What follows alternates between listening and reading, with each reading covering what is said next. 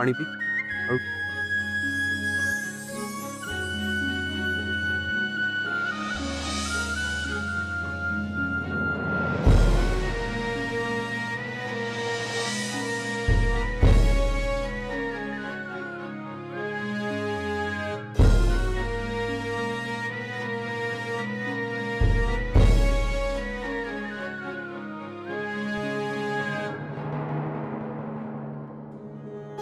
आरोग्य कशी आहेस तू? तू ठीक आहेस ना? तुला काही? प्रिया मॅडम, मी एकदम ठीक आहे. देवी आई, तुमचे आभार मानू तेवढे कमी आहेत. खरंच तुम्ही होतात म्हणून माझा जीव वाचला.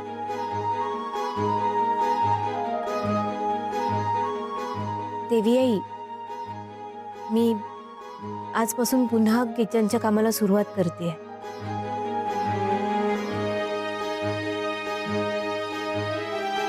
पारू, नाही अजिबात नाही.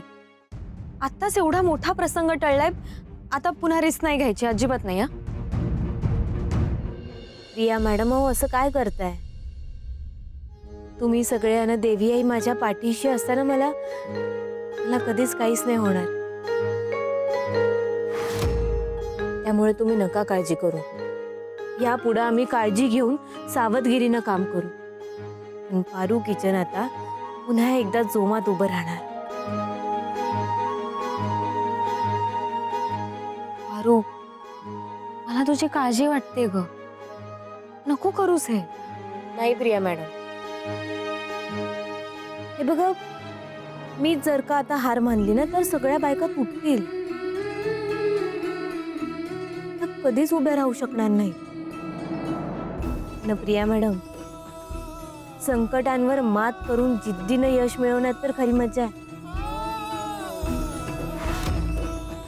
ना.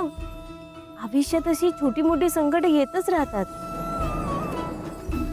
पण आलेल्या प्रत्येक संकटाला धैर्यानं तोंड द्यायचं.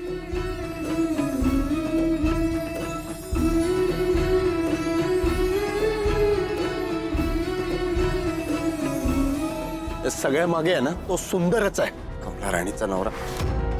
मला एक कळतच नाही त्यांनी हे सगळं का केलंय. म्हणजे इतके दिवस तो प्रामाणिकपणे काम करत होता आणि आता अचानक कसं का वागला. आता हा सुंदर यांना सापडायला नको, नाही तर माझं काहीच खरं नाही. त्याचा बंदोबस्त करू आपण. पण आता ह्या क्षणी मला पारूचं म्हणणं पटलंय. पारू किचनचं काम थांबता कामा नये. आणि पारू, तू काळजी करू नकोस, या कामामध्ये मी तुझ्या सोबत असेल.